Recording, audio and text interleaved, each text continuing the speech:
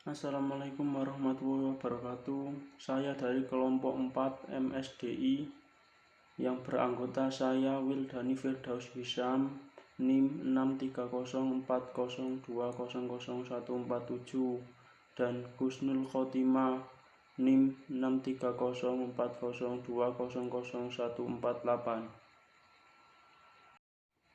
Saya akan menyampaikan tentang definisi recruitment. Recruitment merupakan proses dalam pencarian, menemukan, dan mendapatkan para pencari kerja yang memiliki keahlian tertentu untuk menempati posisi tertentu di perusahaan. Proses rekrutmen adalah kegiatan atau aktivitas apapun yang diadakan oleh organisasi dengan tujuan untuk mengidentifikasikan dan menarik calon karyawan yang potensial dan memenuhi kualifikasi yang membutuhkan perusahaan untuk bergabung menjadi karyawan. B. Proses dalam rekrutmen. Proses perekrutan merupakan hal penting karena merupakan pintu gerbang untuk memasuki kawasan perusahaan atau lingkungan kerja organisasi. Jika langkah awal ini sudah berjalan dengan baik, maka selanjutnya sumber daya manusia akan lebih mudah dikembangkan. Kemungkinan adanya cacat yang timbul dalam proses pengembangan sumber daya manusia akan dapat dieliminasi sejak dini.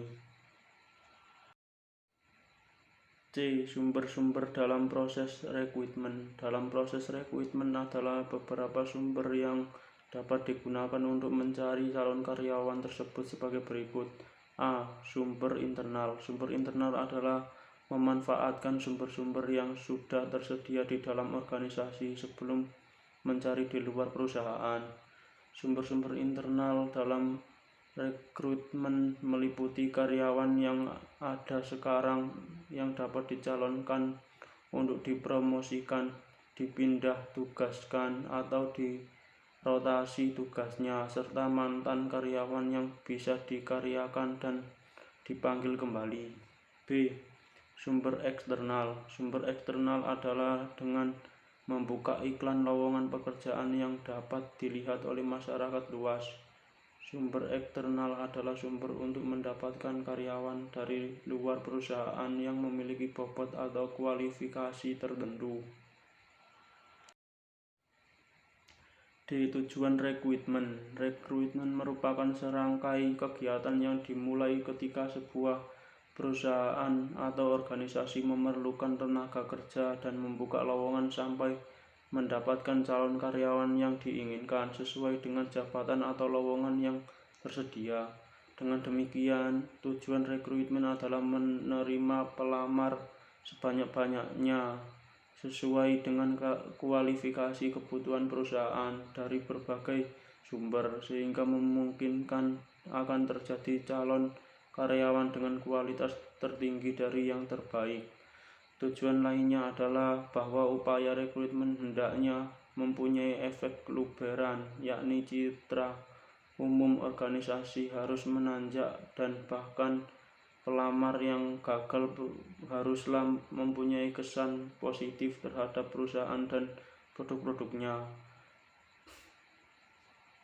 Lebih lanjut, segenap tujuan di atas harus diraih dengan kecepatan paling tinggi dan dengan biaya serendah mungkin bagi organisasi. Selanjutnya yaitu tentang pasar tenaga kerja. Penempatan tenaga kerja pada pasar tenaga kerja yang berbeda merupakan masalah yang cukup kompleks karena di sini departemen SDM harus mempelajari beberapa dasar tentang bagaimana tips dan situasi terkini mengenai kondisi teknis perekrutan tenaga kerja baik dari sisi budaya, hukum, komunikasi, dan perilakunya. Nah, untuk pasar tenaga kerja sendiri adalah sebuah media yang mensuplai kebutuhan tenaga kerja, di mana pencari tenaga kerja harus berpikir keras dalam menarik minat pencari kerja. Nah, untuk mengetahui peran strategis dari pasar tenaga kerja ini, manajemen perlu menjadikan pasar sebagai sebuah knowledge management dan pusat informasi mengenai SDM, sumber daya manusia. Slide ketujuh yaitu perbedaan pasar tenaga kerja dan proses rekrutmen. Pasokan pekerja di berbagai pasar tenaga kerja berbeda secara substansial dan mempengaruhi penempatan staf. Organisasi merekrut di sejumlah pasar tenaga kerja yang berbeda, termasuk pasar untuk tenaga kerja dengan keahlian spesifik dan pasar kerja umum, pendidikan, dan geografis. Nah, pasar tenaga kerja dapat dilihat dengan beberapa cara untuk memberikan informasi yang berguna untuk rekrutmen.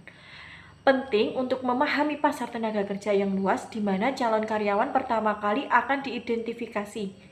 Nah, pasar tenaga kerja ini dapat mencakup dari sumber internal maupun sumber eksternal. Slide ke-8 atau slide yang selanjutnya yaitu tentang keputusan strategis dalam proses rekrutmen. Bila terjadi penurunan ekonomi di suatu wilayah dan suatu jenis industri tertentu, umumnya akan diikuti dengan tersedianya banyak tenaga kerja di wilayah dan bidang industri tersebut. Nah, kondisi ini menghasilkan biaya perekrutan yang lebih rendah. Berbagai upaya perencanaan SDM (sumber daya manusia) strategis membantu manajemen dalam menyesuaikan strategis dengan tujuan dan rencana organisasi. Oleh karenanya itu, perekrutan merupakan tahap penting dalam keputusan strategis perusahaan. Di slide 9 ini menjelaskan tentang keputusan strategis terhadap proses rekrutmen. Yang pertama adalah perencanaan sumber daya manusia. Nah, di tingkat ini melakukan perencanaan dan estimasi mengenai berapa jumlah tenaga kerja yang dibutuhkan, kapan tenaga kerja tersebut dibutuhkan, dan keahlian spesifik apa yang dibutuhkan oleh pencari kerja atas tenaga kerja.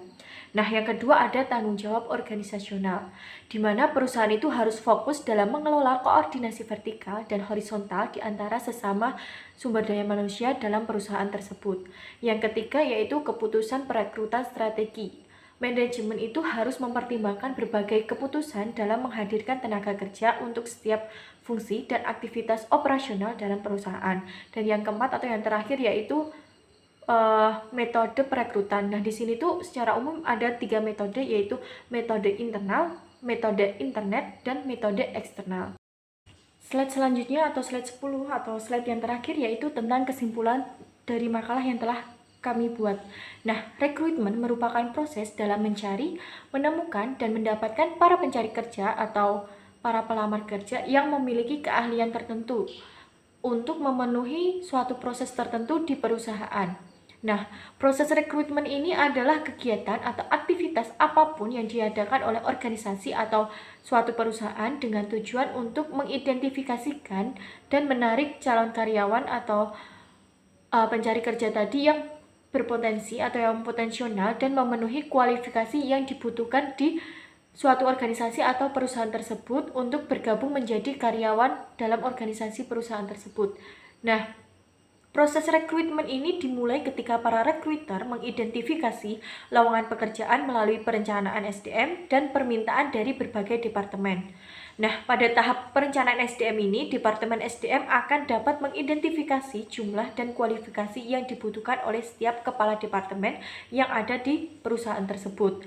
Ketika jumlah dan kualifikasi telah teridentifikasi, selanjutnya Departemen SDM itu akan mempelajari bagaimana korelasi antara kualifikasi dan jumlah yang diharapkan dengan analisa pekerjaan yang sedang lowong atau yang sedang dicari stafnya. Sekian presentasi dari kelompok kami, kurang lebihnya kami mohon maaf. Wassalamualaikum warahmatullahi wabarakatuh.